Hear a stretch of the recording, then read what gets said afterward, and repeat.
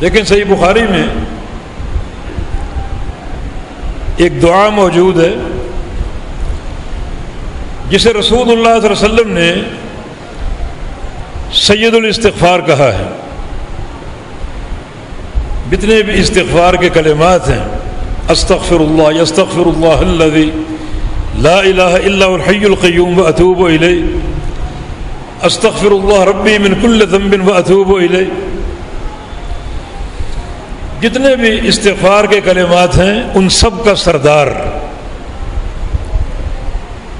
وہ دعا ہے. کافی طویل ہے، 3-4 لائنوں کی دعا ہے وہ، اور اس میں استغفار جو ہے وہ ایک ہی جملے میں ہے، اللہم اغفر لی، یا اللہ مجھے بخش دے، مجھے معاف کر دے.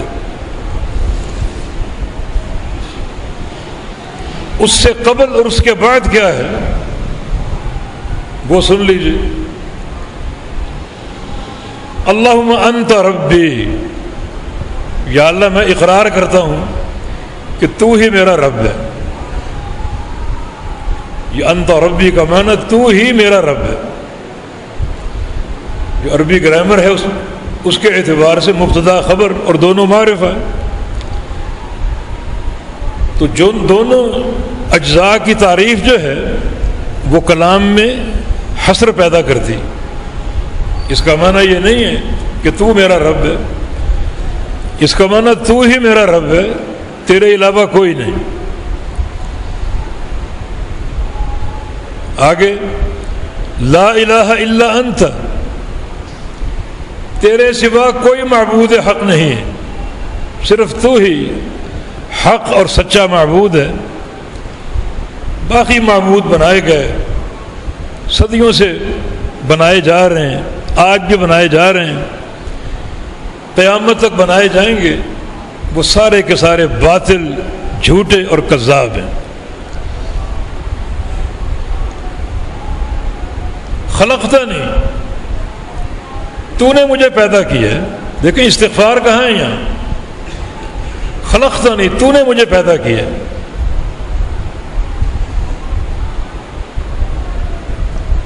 وانا عبدک، یہ بھی ایک اعتراف ہے، میں تیرا بندہ ہوں،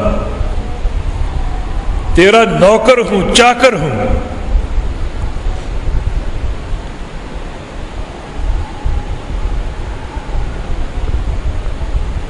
وَأَنَا عَلَىٰ عَهْدِكَ وَوَعْدِكَ مَا اسْتَطَعْتُ، اور میں تیرے عہد پر قائم ہوں،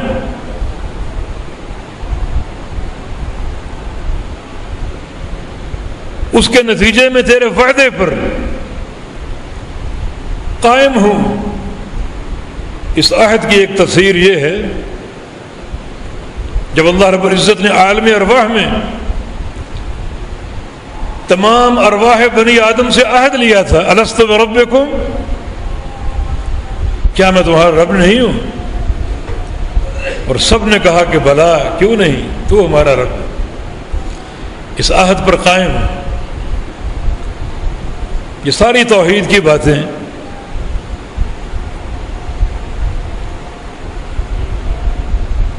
ابوء لک بنعمتک علیہ، اور میں اقرار کرتا ہوں جتنی بھی نعمتیں مجھے میسر ہیں، حاصل ہیں، وہ ساری تیری طرف سے ہیں. کوئی درگاہ، کوئی زندہ مردہ کچھ نہیں دے سکتا، ایک ذرہ بھی نہیں دے سکتا. وہ کھجور کی گٹھلی کے چھلکے کے بھی مالک نہیں ہے. یہ ہر نعمت تیری طرف سے ہے.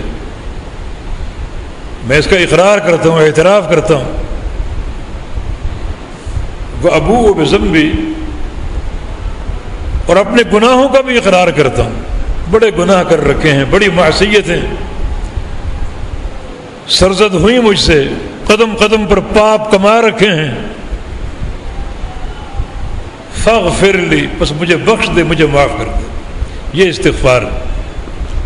چھوٹا تھا ایک جملہ استغفار کا، نہ آگے استغفار کا کلمہ نہ پیچھے استغفار کا کلمہ، اور اس کو سید الاستغفار کہا گیا. اور آخری جملہ فَإِنَّهُ لَا يَغْفِرُ الذُّنُوبَ إِلَّا أَنْتَ، یہ بھی میرا عقیدہ ہے کہ تیرے علاوہ کوئی گناہوں کو بخشنے والا نہیں ہے، صرف تو ہی گناہوں کو معاف کر سکتا ہے، اور گناہوں کو بخشنے کی قدرت تیرے پاس ہے، کسی اور کے پاس نہیں ہے۔ یہ جملہ بھی اللہ تعالیٰ کو خوش کر دینے والا ہے۔ صحیح بخاری کی حدیث ہے، بندے سے گناہ ہو جائے اور بندہ توبہ شروع کر دے تو اللہ رب العزت فرشتوں سے کہتا ہے دیکھو میرے بندے کو، اذنب ذنبا، گناہ کیا ہے، وعلم، اور اسے معلوم ہے، ان لہ ربا یغفرہ، کہ اس گناہ کو صرف اللہ ہی معاف کر سکتا ہے۔ دیکھو کیسے مجھ سے معافی مانگ رہا ہے، توبہ کر رہا ہے، اور اللہ رب العزت فرشتوں کو گواہ بنا کر اس بندے کو معاف کر دیتے۔ یہاں وہی اقرار ہے، دوبارہ گناہ ہو گیا پھر بندہ توبہ شروع کر دیتا ہے، اللہ تعالیٰ پھر فرماتا ہے دیکھو بندے نے وہی گناہ دوبارہ کر لیا اور دوبارہ معافی مانگ رہے، اسے اس بات کا علم ہے کہ دوبارہ بھی اللہ ہی معاف کرے گا، چلو ہم نے معاف کر دیا۔ تیسری بار پھر وہی گناہ ہو گیا، پھر رو رہے، تضرع کر رہے، معافی مانگ رہے، اب کی بار اللہ فرماتا ہے کہ ہم نے بندے کو معاف کر دیا اور ہمیشہ کے لیے معاف کر دی، کیونکہ بندے کا منہج واضح ہو چکا ہے کہ گناہ تو اس سے ہوگا، مگر یہ گناہ کرتے ہی توبہ کر لیتا ہے، تو اس کا معنی جب بھی گناہ کرے گا توبہ کر لے گا، اور توبہ جو ہے وہ گناہ کی معافی کی نوید ہے۔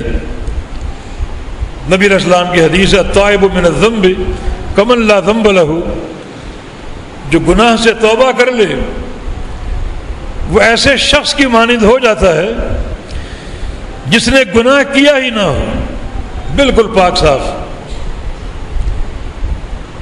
تو صحیح بخاری کی یہ دعا جو سید الاستغفار ہے، سارے استغفاروں کی سردار ہے،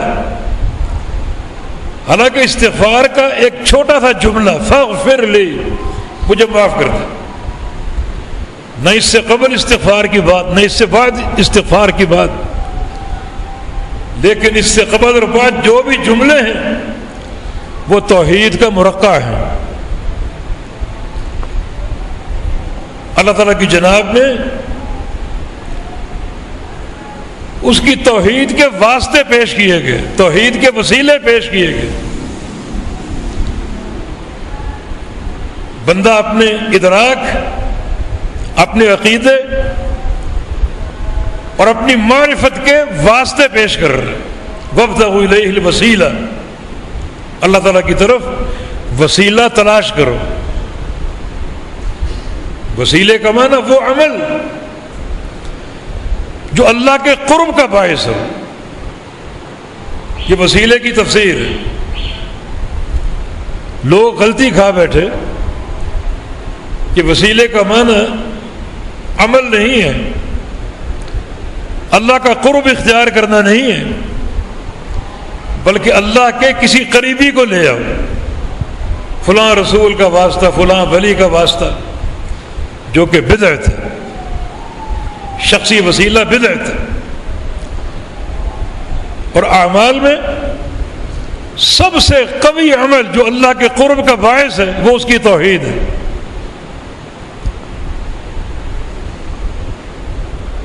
تو یہ سید الاستغفار سارے استغفار کے کلمات کا سردار، حالانکہ استغفار کا چھوٹا سا جملہ ہے، مگر قبل اور بعد وہ توحید کے جملے ہیں، وہ عقیدہ توحید پوری شد و مد سے مذکور ہے، اور یہی در حقیقت گناہوں کی بخشش کی بنیاد بنتی۔ ایک تو ہے دعا، یہ توحید ہے، اور ایک دعا میں اللہ تعالیٰ کو اس کی صفات کا، اس کی توحید کا وسیلہ پیش کرنا، واسطہ پیش کرنا، توحید در توحید. تو یہ دعا کیوں نہ قبول ہوگی؟ اب خلاصہ کلام یہ ہے کہ بندہ عقیدہ توحید پر قائم ہے، توحید کی محبت اس کے دل میں موجود ہے.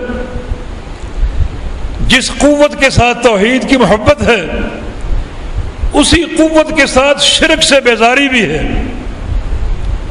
اور اللہ سے مانگ رہا، اور مانگنے کے دوران بھی اللہ تعالیٰ کی جناب میں مختلف طریقوں سے اس کی توحید کے وسیلے پیش کر رہے. توحید ہی توحید. تو یہ دعا کیوں نہ قبول ہوگی؟ اسی لیے کتاب و سنت میں جہاں بھی دعا کا ذکر ہے قبولیت کا بھی ساتھ ہی ذکر. اگر دعا ان آداب اور شرائط کے ساتھ ادعونی استجب لک، مجھے پکارو، مجھ سے دعائیں کر لو، میں تمہاری دعائیں قبول کروں گا. دعا اور ساتھ ہی استجابت، ساتھ ہی قبولیت. وَإِذَا سَأَلَكَ عِبَادِي عَنِّي فَإِنِّي قَرِيبٌ أُجِيبُ دَعْوَةَ الدَّاعِ إِذَا دَعَانِ. میرے بندوں کو بتا دو میں ان کے قریب ہوں، جب بھی مجھے پکاریں گے، دعائیں کریں گے، میں دعائیں قبول کر لوں گا.